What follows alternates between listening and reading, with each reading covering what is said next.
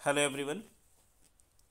आज हम लोग एक बहुत ही इंपॉर्टेंट टॉपिक कॉस्ट अकाउंटिंग के इकोनॉमिक ऑर्डर क्वांटिटी पे डिस्कशन करने जा रहे हैं।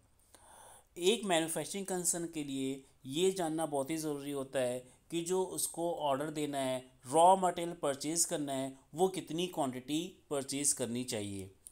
क्योंकि अगर हम लोग बहुत ज़्यादा रॉ मटेरियल परचेज़ कर लेते हैं तो इसके भी लॉसेस होते हैं। मटेरियल्स आपका वेस्टेज में जा सकता है, मटेरियल्स पे जो अमाउंट इन्वेस्टमेंट है वो लॉस हो सकता है, और स्टोरेज कॉस्ट आपकी इंक्रीज़ हो सकती है।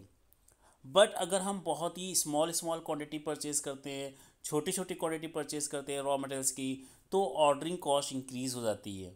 फॉर द एग्ज़ाम्पल, आपका रॉ मटेरियल्स लखनऊ से आता है और आपकी जो कंपनी है, आपकी जो फैक्ट्री है वो कानपुर में है, तो अगर आप बहुत स्मॉल क्वांटिटी मंगवाते हैं तो ट्रांसपोर्टेशन कॉस्ट हर बार ज़्यादा पे करनी पड़ेगी, क्योंकि बार बार आपको परचेज़ करना पड़ेगा। लेकिन अगर हम बल्क में परचेज़ करते हैं तो ऑर्डरिंग कॉस्ट तो लेस हो जाती है, बट स्टोरेज कॉस्ट इंक्रीज़ हो जाती है, और जो हमारा इन्वेस्टमेंट है स्टॉक में वो इंक्रीज़ हो जाता है। तो इकोनॉमिक ऑर्डर क्वांटिटी में हमें वो क्वांटिटी फाइंड करनी होती है जो मैन्युफैक्चरिंग कंपनी के लिए सबसे बेस्ट होती है और जिसकी ओवरऑल कॉस्ट मिनिमम होती है। तो चलिए आइए स्टार्ट करते हैं कि किस तरह से हम लोग इकोनॉमिक ऑर्डर क्वांटिटी को फाइंड करेंगे। इसका फॉर्मूला होता है आपका under root 2 into R into C O divided by C C और सी एच। यहाँ पे आर मीन्स होता है annual consumption of raw material. Means जो मैन्युफैक्चरिंग कंसर्न है उसमें रॉ मटेरियल का एनुअल कंजप्शन कितना है वो हम शो करेंगे। सी ओ मीन्स होता है कॉस्ट ऑफ प्लेसिंग ऑर्डर पर ऑर्डर। मीन्स एक ऑर्डर को हम जब प्रोसीड करते हैं, एक ऑर्डर देने में ओवरऑल कितना एक्सपेंसेस आता है वो आपका सी ओ से मेंशन किया जाता है। सी सी और सी एच आपका होता है annual carrying cost per unit. Means annual holding cost per unit, इसको हम कैरिंग कॉस्ट पर यूनिट भी बोल सकते हैं। और इसकी वैल्यू अगर परसेंटेज में गिवन होती है तो हम जो पर यूनिट प्राइस होगी उसके अकॉर्डिंग सी ओ मीन्स सी सी और सी एच हम कैलकुलेट कर लेंगे। तो मीन्स आर मीन्स होता है annual usage in units, C O means होता है cost of placing order, and C C और सी एच मीन्स होता है कैरिंग कॉस्ट। तो इससे हम लोग निकाल सकते हैं इकोनॉमिक ऑर्डर क्वांटिटी, जिसको री ऑर्डर क्वांटिटी भी बोलते हैं।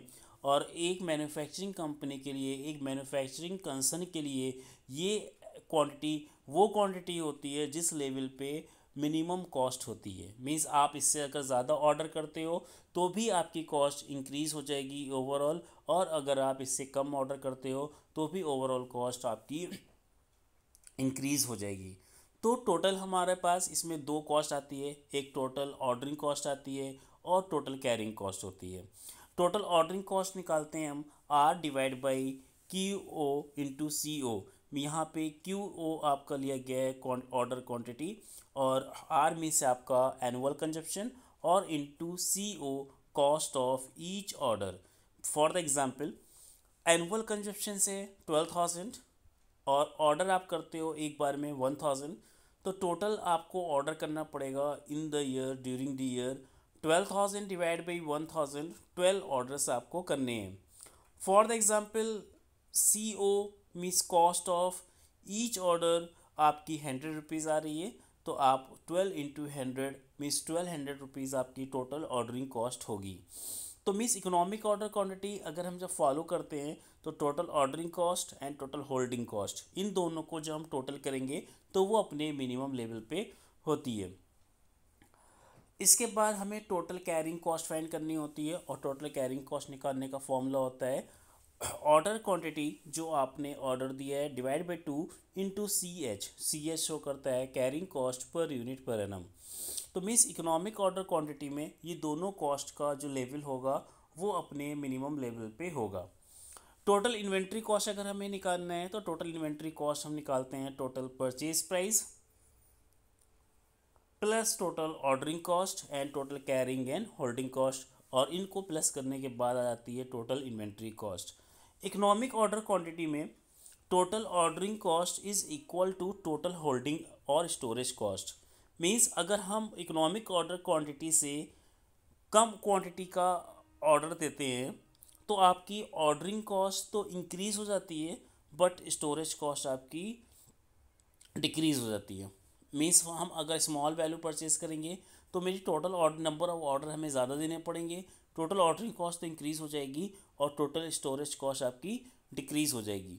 और अगर हम बहुत बल्क में परचेज़ कर लेते हैं तो ऑर्डरिंग कॉस्ट आपकी कम हो जाएगी और स्टोरेज कॉस्ट क्या हो जाएगी आपकी इंक्रीज़ हो जाएगी। लेकिन अगर हम दोनों का टोटल करके देखें तो इकोनॉमिक ऑर्डर क्वांटिटी में ही दोनों का टोटल अपने मिनिमम लेवल पे होगा। तो इकोनॉमिक ऑर्डर क्वांटिटी बेसिकली हमें वो क्वांटिटी बताता है कि अगर इतनी क्वांटिटी का हम ऑर्डर देंगे तो जो कॉस्ट होगी वो मिनिमम लेवल पे होगी। तो आई थिंक ये टॉपिक आपको इकोनॉमिक ऑर्डर क्वांटिटी अच्छे से क्लियर हो गया होगा। इसका फॉर्मूला नोट कर लीजिए और नेक्स्ट वीडियो में इससे रिलेटेड क्वेश्चंस करते हैं। और चैनल को सब्सक्राइब करने के साथ साथ ऐसे स्टूडेंट को ज़रूर शेयर कर दीजिए जो सेल्फ स्टडी कर रहे हैं और जिन्होंने कोई कोचिंग क्लास अटेंड नहीं करी है और क्लास अटेंड नहीं कर रहे हैं, जिससे उन्हें अच्छे से हेल्प मिल सके। Okay bye, have a nice day.